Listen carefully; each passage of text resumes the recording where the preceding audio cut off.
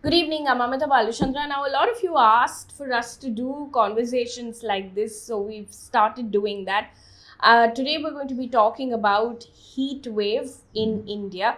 Now, April has been pretty cruel for a lot of us, considering several parts of the country have recorded their highest average temperatures on record in April. Now, a total of 146 instances of heat wave or heat wave like conditions have also been reported. Delhi has recorded its second hottest April in 72 years with a monthly average maximum temperature of 40.2 degrees Celsius. The IMD has also said that the average maximum temperature over northwest and central India for April this year has been the highest in the past 122 years. Now, this is the latest. The center has now asked states for health preparedness. They've also issued an advisory for general public on the do's and don'ts of what you should be doing. The IMD, and this is a bit of a relief, has said that heat wave conditions are abating in most parts of the country, which means that the intensity is likely to be lower than what we saw in the last couple of days, but it's going to be a scorching May. So, this conversation is really about what people should be doing, and especially children, on the do's and don'ts, and for parents to really look out for the danger signs of heat related illnesses. And to answer all of those questions about children, Dr. Aditi Shah, who is a consultant pediatrician at Small Wonders Children Clinic in Mumbai, attached to Nanavati Max Super Speciality Hospital, joins us right now. Dr. Shah, thank you so much for joining us. If you can first of all tell us what kind of patients are you seeing coming in at this point? What are the common complaints that you're witnessing at this point? So basically, we all know that everybody is exposed to heat, but children in general tend to suffer a little bit more than adults. Now, there are a few reasons for that, medical reasons as well. The common mathematical reason I can give is children have a little higher surface area to body mass ratio. So the amount of their body that is exposed to the heat is going to be more.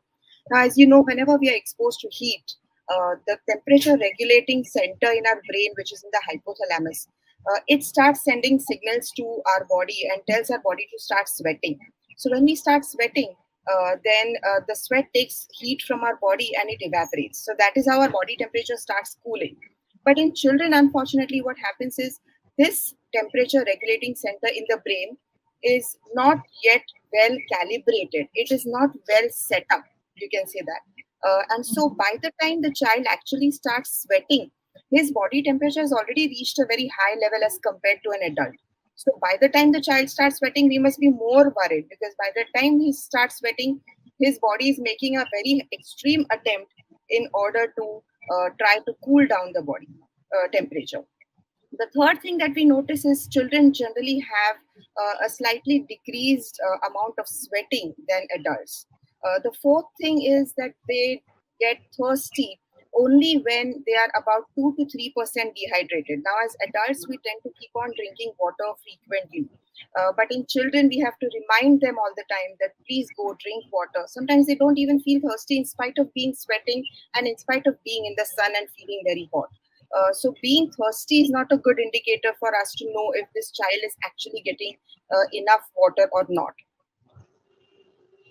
The other reason is most of the children during May, because it's vacation time, parents are taking them with them on vacations. They are traveling, which is going to be right in the middle of the afternoon. Sometimes they are getting exposed to sun because of the travel.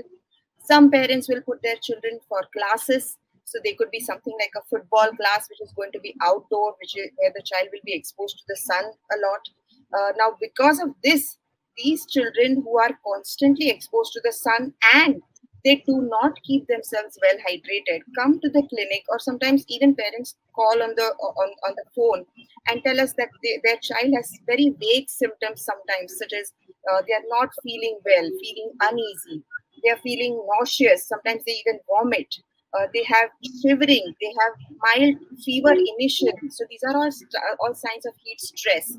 So far, they have not yet progressed in the level of heat illness. They are at the level of heat stress or heat exhaustion. They also complain they are feeling a little giddy. They complain of muscle cramps. So these are the common complaints that parents call us for. if you can explain to us what exactly heat stroke means, and what is the danger sign really, because you said that so far it's only heat stress related complaints. So I'm coming to that. And why I need to stress on heat stress as well is because this is the time when it is reversible. This is the time when parents should take that first action. And of course, if their child does get danger signs, then he will be entering into the next levels of heat illnesses where the parents will have to rush their child to the nearest doctor or even to the hospital sometimes. So when we are talking about heat related illness, Amita, what actually happens is because the child's body temperature needs to be maintained at a certain normal level, which is somewhere around 37.5 or less than 99.5 degrees Fahrenheit, the body makes all attempts to keep the temperature in a range which is normal for the body. But when the exposure to heat is so much that enough amount of sweating is not taking place, hydration is not taking place, the body is unable to maintain that normal temperature. The temperature of the body keeps rising. And high temperature, as you know, is never going to be good for the body at all. It can even cause a certain problems which may not be easily tackled by the parents at home. So these are the symptoms which I mentioned at the level of heat stress. Now, if the child continues to get these symptoms for more than an hour, if there is any worsening of these symptoms in that 1 hour, or if there are any danger signs, which I'm going to right now specify and which are very important for all parents to know, if there is any kind of confusion that the child is experiencing, if there is any kind of feeling where the child is continuously going back to sleep, in other words, he is drowsy, he's continuously vomiting, the body temperature is more than 104 degrees Fahrenheit. It may even reach up to 106 if the child gets a heat stroke. So these are the four conditions, means worsening symptoms, continuous symptoms for more than 1 hour, and presence of confusion, very high body temperature, altered sensorium, means the child is not very normal like how he usually is. He wants to go back to sleep or is extremely agitated. Both of these are not good signs at all. And this is the time where the parents cannot wait at home, keep calling the doctor and asking for remedies. They should just quickly take their child to the nearest hospital. I also want to talk a little bit about precautions, because the center, in its list of do's and don'ts, has divided the population into a general population, and then you have the vulnerable population. Uh, up to what age do you believe are children vulnerable, and what precautions must one take with this weather? Whether in terms of food or water, all of that.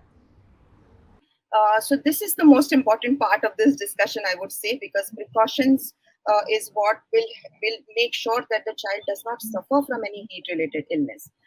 Now, anybody can be exposed to heat, and anybody can get heat stroke. So we'll not really talk about an age differentiation. Any child can has to follow these precautionary measures. So first, all pediatricians always mention to the parents of their children that please do not allow this child to get exposed to direct sunlight, especially the afternoon sunlight where the sun is overhead.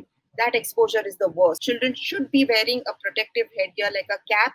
They should be wearing, like I said before, clothes which are breathable, preferably cotton clothes. Wearing full sleeves is not recommended, it's not required. They should try and be outdoor where there is some tree cover, like a shade or something, whenever they are playing outdoor. Now, whenever there is any kind of sun exposure, before that and during that, the child should be well hydrated. So, suppose, for example, they are going to travel in the middle of the afternoon, then even before getting out from home, the child should be drinking a lot of water. Then, while in the car or in the transit, the child should be drinking water continuously. Now, especially related to sports, we have a certain guidelines that we ask parents as well as coaches and teachers to follow. That is, every 20 minutes, the child who is exposed to the sun and is playing, is sweating, should take a break after every 20 minutes and drink water. Now, generally, roughly, if we say a 40 kilos child should drink about 5 ounces water, and about 60 kilos child should drink about 10 ounces of water, which becomes half of the regular size small bottle that they would carry. So this should be every 20 minutes. Now, if the sun exposure is less than 1 hour, this drink can be plain water also. That's also fine. But if it is going to be more than 1 hour, then we advise parents to give their children in the water bottle some amount of energy drink, It can be a sports drink, or it can be simply something like an ORS solution, which they can prepare at home as well, which contains sugar and a small amount of salt, because this will help them keep themselves well hydrated. Sometimes they get a little fever and start shivering. So what parents do is they put on more warm clothes on the child. They switch off the fan. Okay, the child is shivering, so we need to do all these things. Now that is going to worsen the situation. As you can imagine, it will increase the body temperature even further. So I always mention to my parents that when your child comes home, if you notice any kind of shivering and fever coming up, and you know the child has been exposed to the sun and then has come home, don't put any warm clothing on him. Don't switch off the fan. Keep the fan on, give him water to drink, and do all the measures which I mentioned some time ago to keep his body temperature normal. So that is what is one thing I've noticed many parents doing, that if there is fever and there is shivering, which is one of the very common symptoms of heat stress or heat illness in children, then putting warm clothes is going to worsen the situation. So do the exact opposite. But I also want to ask you this. Some of the symptoms you've mentioned are pretty common to other problems as well, or other issues. For instance, COVID, because cases are also going up, and fever is a common symptom. So how do you really differentiate and find out what's going on? So most often, Amita, we any fever when exposed to sun, especially in these 2 months, we are first looking at possibility of heat-related illness. And most of the times, what we notice is in the stage of heat stress or heat exhaustion, as soon as you do all these measures which I mentioned, the body temperature comes down, even without giving any medicines. And if the child is now not exposed back to the sun, he will not get these symptoms again and again. He will be much all right. But of course, there are symptoms like you mentioned very correctly. There is fever, there is nausea, there are chills and rigors, and if those symptoms continue, and in spite of not being exposed to the heat again, and the child gets these symptoms repeatedly, of course, we will have to look for other viral related symptoms like a cough, cold, or a running nose, or a gastroenteritis like symptoms, which we are seeing very often nowadays in the form of vomiting and loose motion, sometimes rashes on the body, will have to be kept in mind. And the parents are counseled about these, that right now it looks like a heat related problem. So go home and keep a monitoring of if whether new symptoms are still coming up in spite of stopping the heat exposure.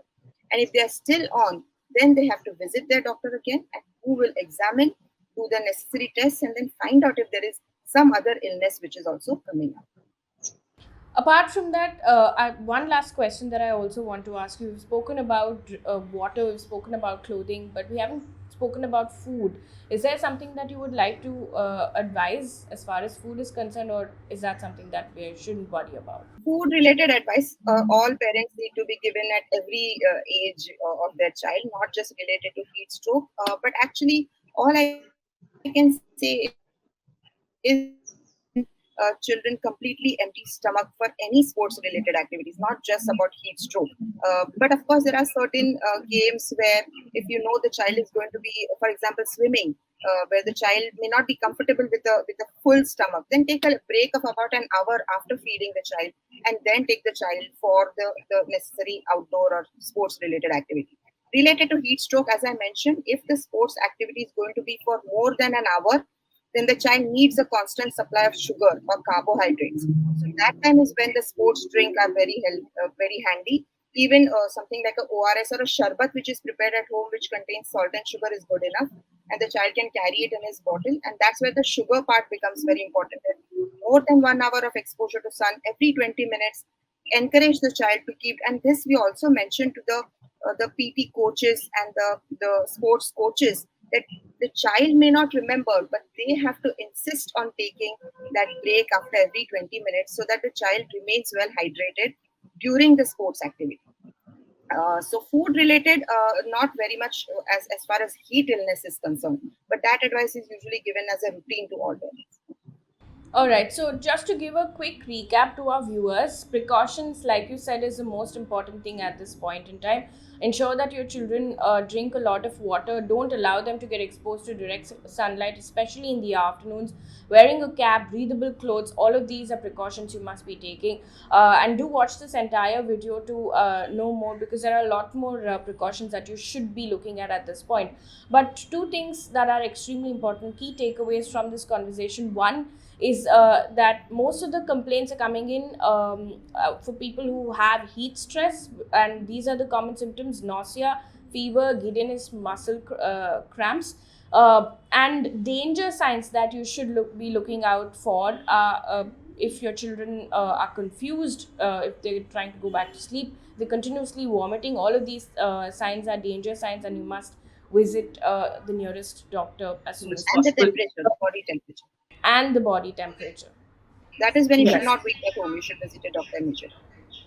Yes. Dr. Shah, thank you so much for joining us and giving all of this information, taking out time, because it's extremely important that people know what we should be doing, the do's and don'ts of heat related illnesses. Thank you so much. Thank you so much.